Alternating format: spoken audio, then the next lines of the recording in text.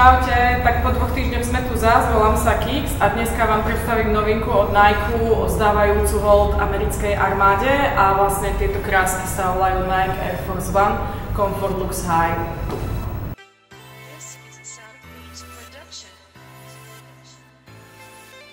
Takže tieto boty vlastne boli vytvorené v dvoch klasických colorwayoch a to je biela a čierna. A teniska je jednoduchá, ako vidíte, doplnená o zlaté detaily vzadu na bote a tiež vpredu na strepe. A v podstate na tom strepe je napísané motto Pluribus Unum, čo v preklade znamená Out of the Many, čiže jeden z mnohých, a vlastne toto heslo sa objavuje aj na americkej mene. A ďalej ešte, čo tu máme za taký detailik, tak to je nášivka na jazyku a tá vlastne má pripomínať ako keby vojenské odznaky. Hodnotím číslom 10.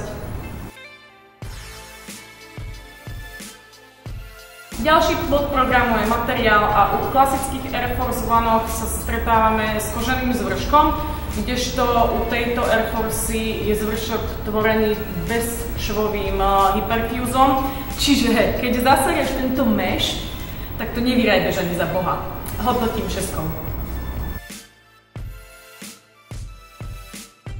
Dôležitá vec pri každej teniske je komfort a tieto Air Force posunuli status pohodlnosti aj vďaka svojej lunarlovej vložke.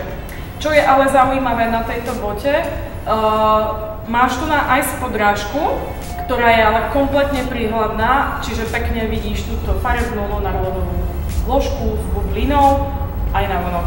Hodnotím 8. Cena.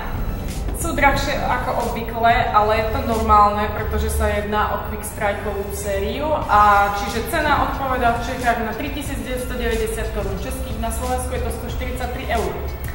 Takže podľa mňa, kto chce kúpiť, kto nechce nie, tak hodnotím číslom 6.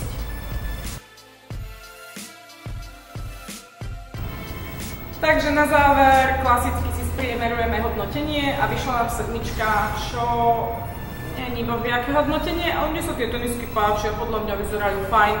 A v skratke netradičná Air Force, ktorá ešte k tomu aj posunula level pohodlnosti. Takže myslím si, že by ste sa na ňu mohli kúknuť.